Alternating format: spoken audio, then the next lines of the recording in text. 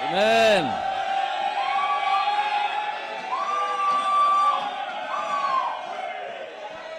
Okay, magandang gabi ho sa inyong lahat. Tayo pong lahat ay tumayo. At buksan natin ang ating pong Bible, 1 Samuel. 1 Samuel.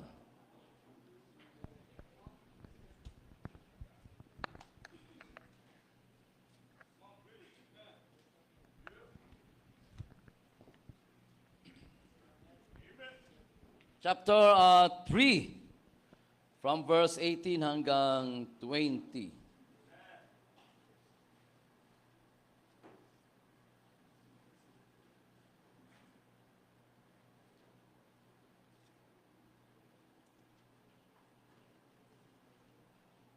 Yun, okay.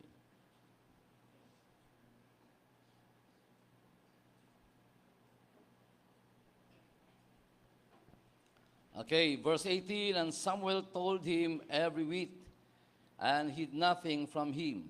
And he said, It is the Lord, let him do what he seemeth him good.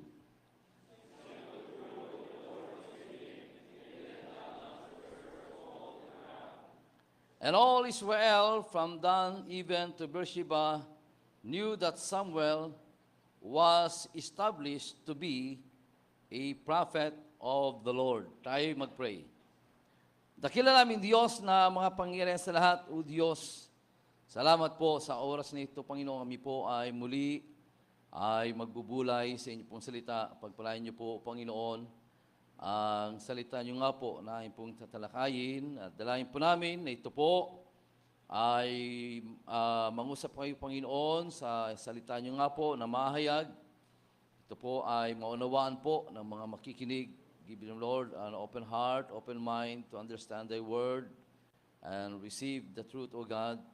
At hiling ko nga po, Panginoon, ang inyong pong presensya, Banal na Espiritu, kayo nga po'y kumilos po sa aming pong kalagitnaan po ngayon. Hiling po namin ang inyong pong kapangyarihan, Panginoon, sa oras po ito.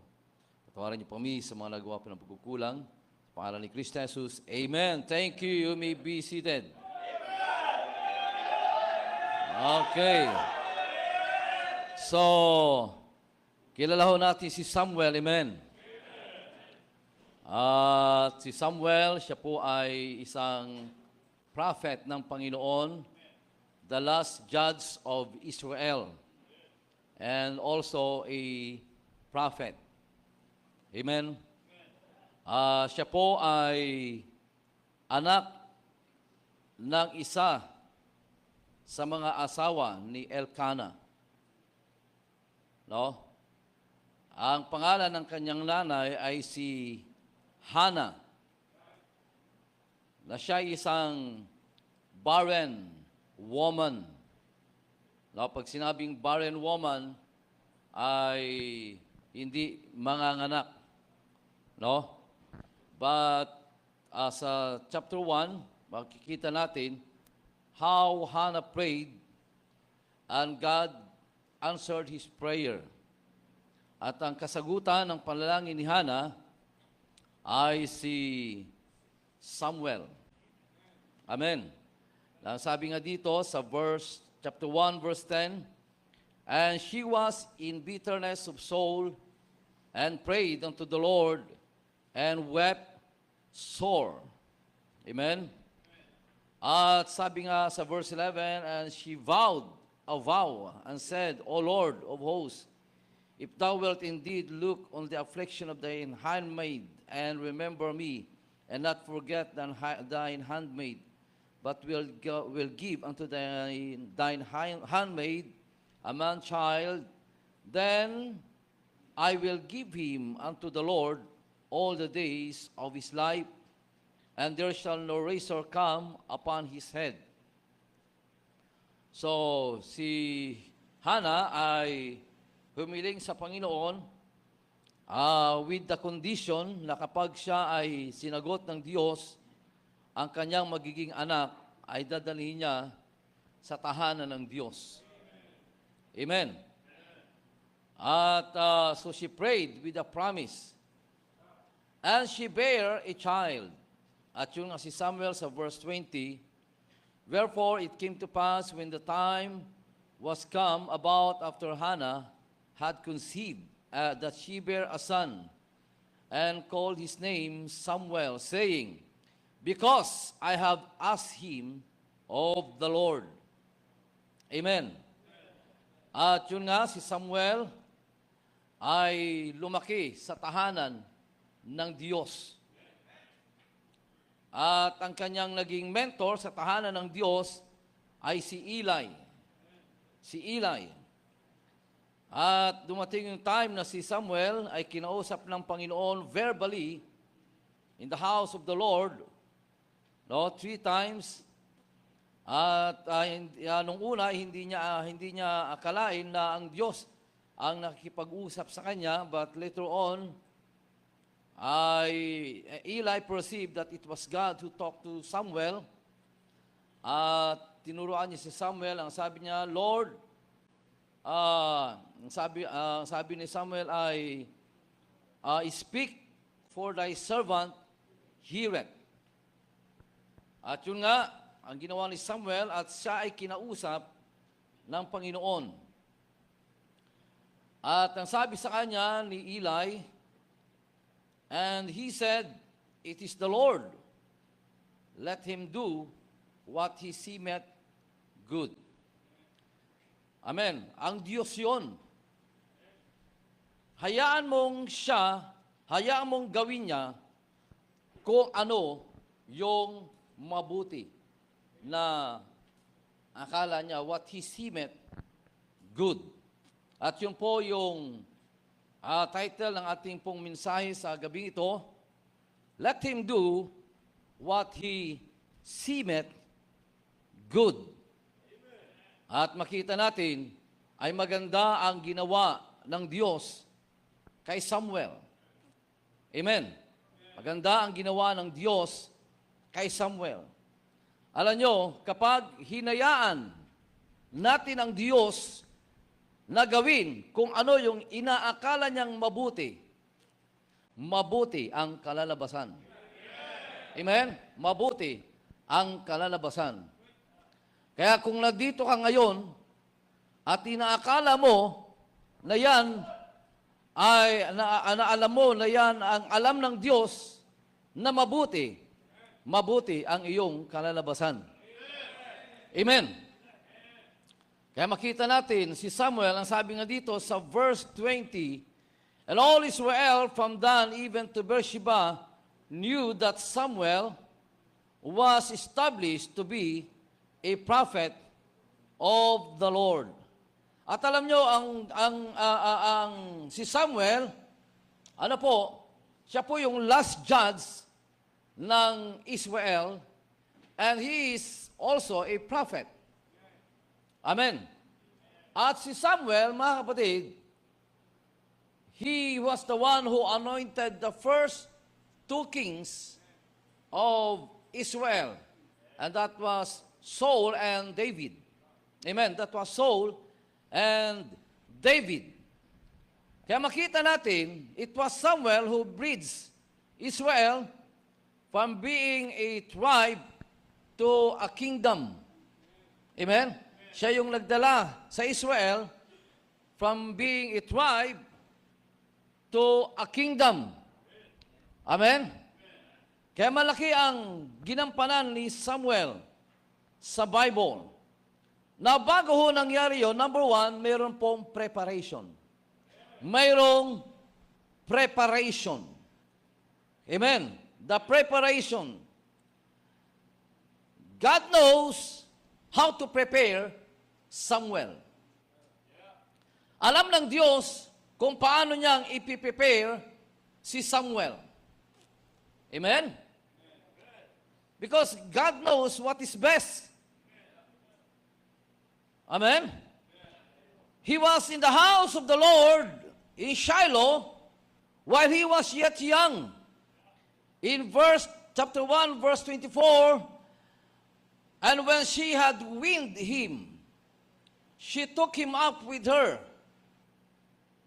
and with 3 bullocks and 1 ephah of flour and 1 bottle of wine, and brought him unto the house of the Lord in Shiloh. And the child was young. Who was that? It was Samuel. Bata pa siya, mga kapatid. Amen? Hindi siya katulad nyo. Kayo mga matatanda na. Pumunta dito sa San Pedro, nag-aral. Tapos na kayo ng high school.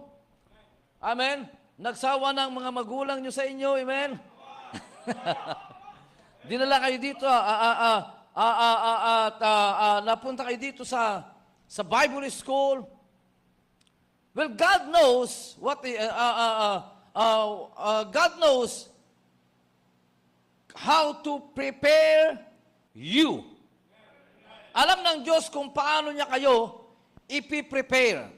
You remember David? Si David, he was a shepherd, and later on, he became a king. Amen? From being a shepherd, he fought Goliath. He was in the wilderness for a long time, alone in the wilderness. Amen? And then later on, he became a king. Amen. Na ito si Samuel, he was in the house of the Lord while he was yet young. There he ministered unto the Lord before Eli. Amen? Doon sa tahanan ng Diyos, o sabihin na natin doon sa Bible school, ay naglingkod siya sa Panginoon. The reason why you are here is to serve God. Before Eli. Sino si Eli? Si Eli ang anak ni Brother Rodel. Si Eli ang mentor ni Samuel. So hindi maaari na nandito kayo na wala kayong mentor. Merong magtitrain sa inyo, merong magtuturo sa inyo, meron kayong mga teacher, meron kayong mga leader, meron kayong mga mentor.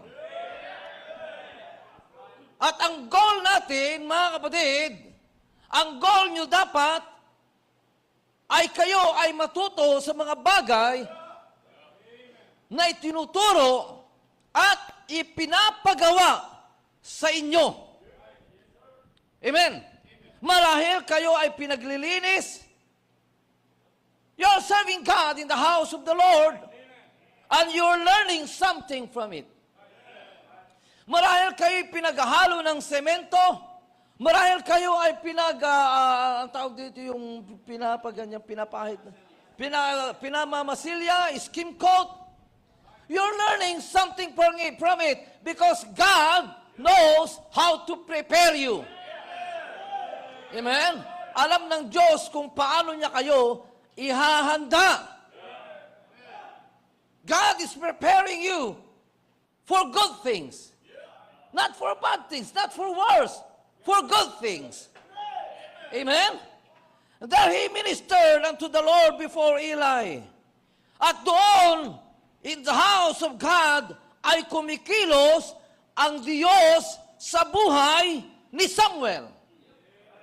God is teaching him many things in the house of the Lord. Amen? Hindi ho si Samuel pumunta doon at palamunin lang ho doon at wala siyang ginagawa at siya'y patulog-tulog lang doon. Hindi siya doon pumunta para maging pasaway. Ngunit si Samuel, ang sabi nga siya, pag binasa niyo yung Bible, ay siya ay nakikinig kay Eli. Kaya pag nandito ka, you are a Bible school student, ang kailangan mo ay makinig. Ang kailangan mo ay sumunod. Ang kailangan mo ay matuto. And grab the opportunity sa mga bagay na yon because you don't know, hindi natin alam kung ano ang papagawa sa atin ng Diyos someday. All we know that it is good. Amen? Ang alam lang natin, maganda yung ipapagawa sa inyo ng Diyos.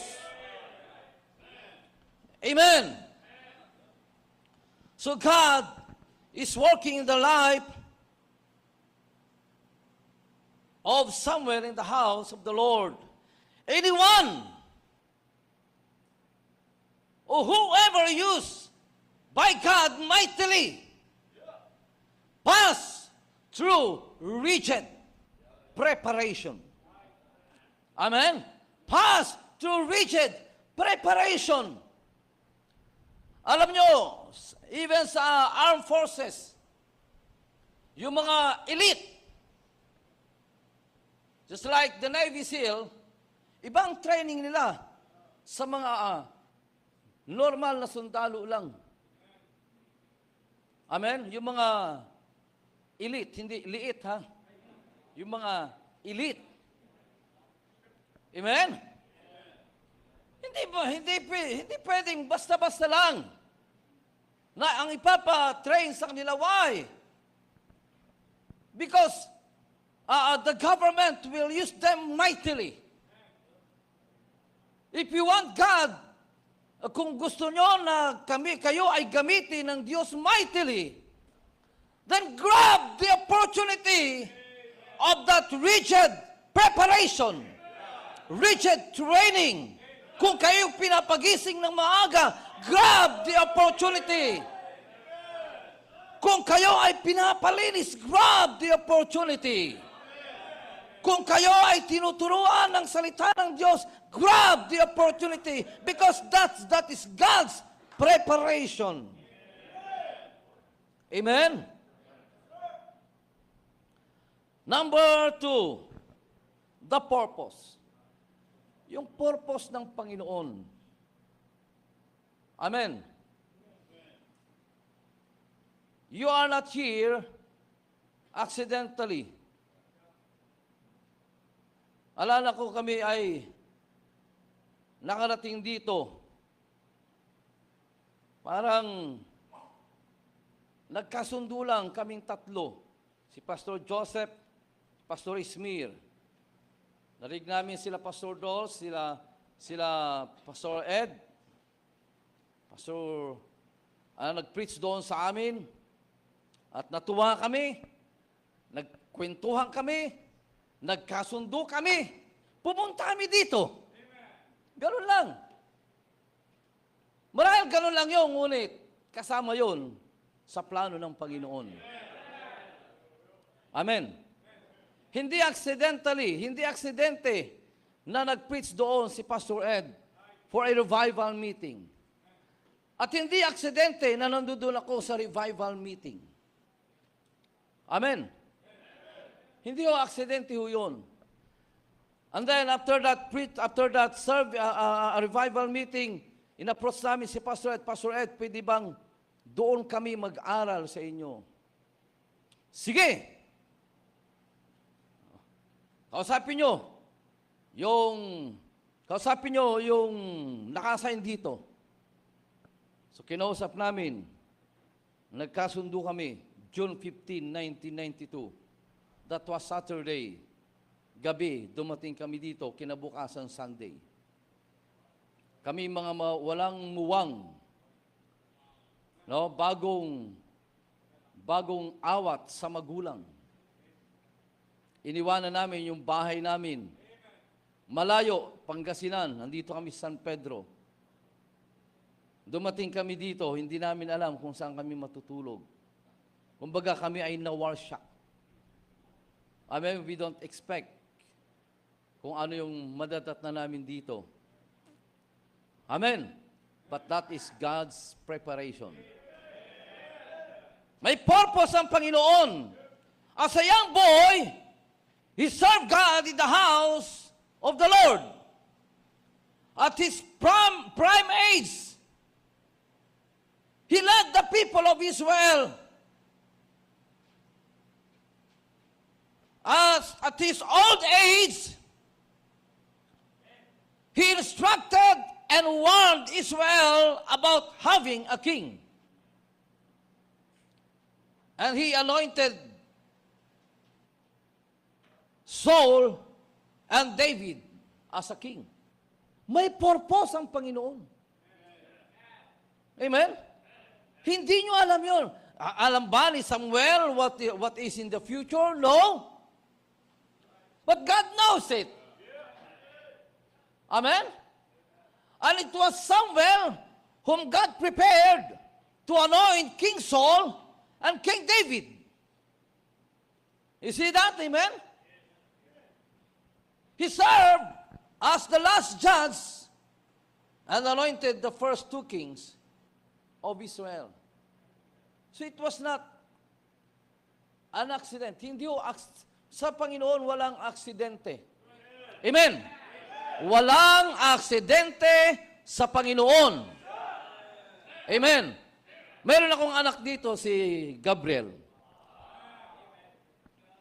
Hindi aksidente, naging anak ko yan, mga kapatid. Pinlano ko yan, ha? I prayed for it. Amen? Sabi ko, Panginoon, gusto ko panganay kong anak, lalaki. Amen? At binigay ng Panginoon. And I prayed, Panginoon, gusto ko yung anak ko mag-aaral sa Bible school.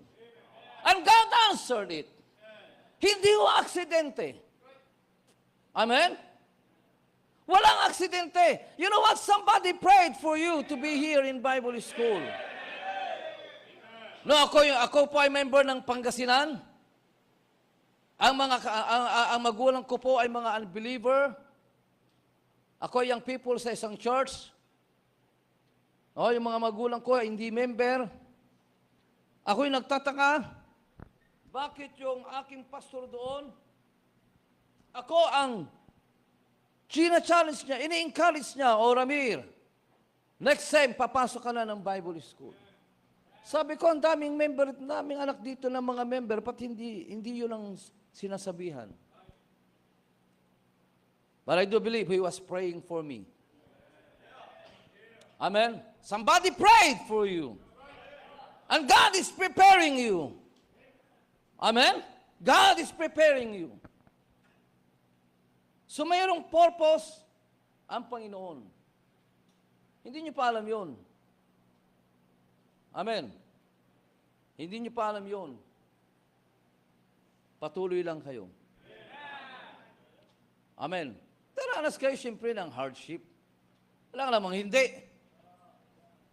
Amen? Wala namang hindi kayo mahirapan. Eh kahit naman wala kayo dito, mahihirapan pa rin kayo. Ay maigilang din sa gawain ng Panginoon, mahirapan.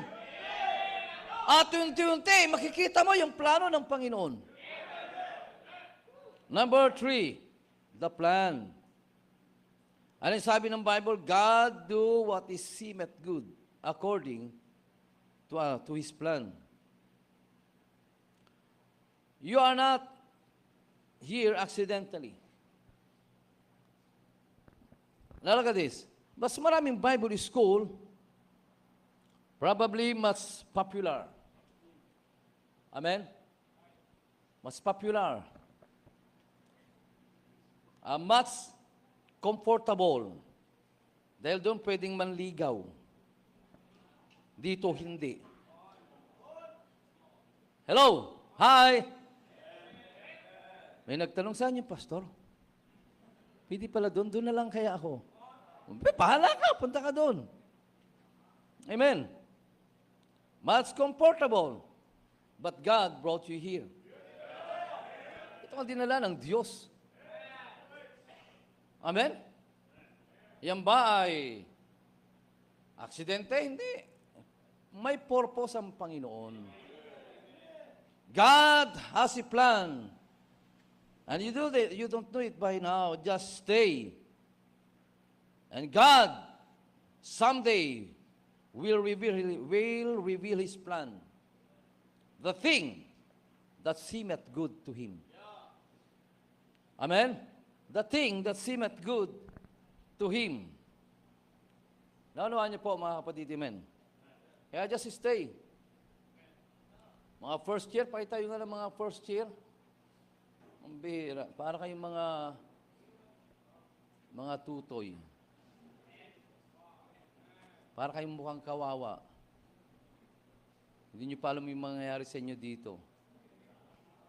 Maraming bully dito, makakala nyo.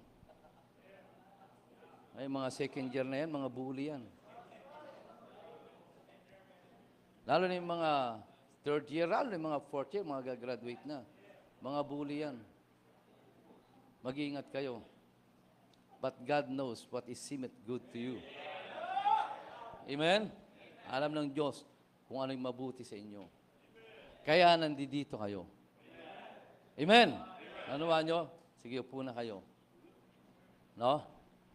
Kung dito, bawal manligaw, wag mo na manligaw.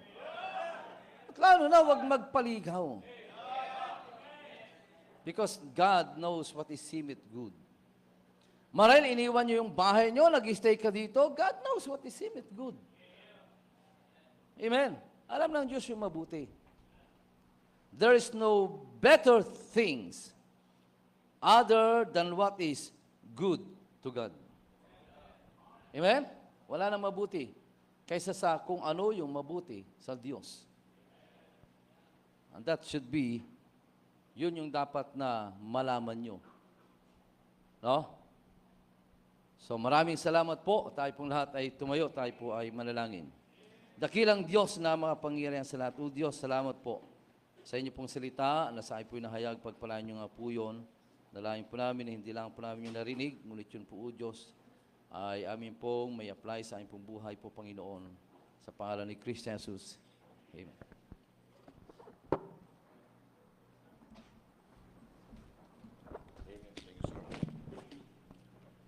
Amen. The message is clear. Salamat sa BHBC. We are being prepared. Amen. At salamat for the purpose. Why we are here. To prepare you so that there would be a great product of revival. You just imagine every single person here will be a pastor, a missionary, somewhere. You just imagine what God can do through you and in you right now. Kung hahayaan mo lang ang Panginoon. Sabihin mo lang sa Panginoon, Lord, here am I. Hindi po ako magaling, hindi po ako matalino, I am nothing, but you could have all of me. You could have all of me. Hindi ko makalimutan si Pastor Larry Clayton. Sabi niya, Lord, I am nothing. Larry Clayton is nothing. But you could have all of me. At yun, ginamit siya ng Panginoon mightily. Kasama yung mga frailties natin. Kasama yung mga kahinaan natin. All-inclusive yun, mga kapatid. When God save you, He save you to the uttermost. Amen? From the guttermost to the uttermost. At pwede kang gamitin ng Panginoon. If that is your desire tonight, leave your place, make a testimony here, lumapit ka dito sa altar, kausapin natin ang Panginoon.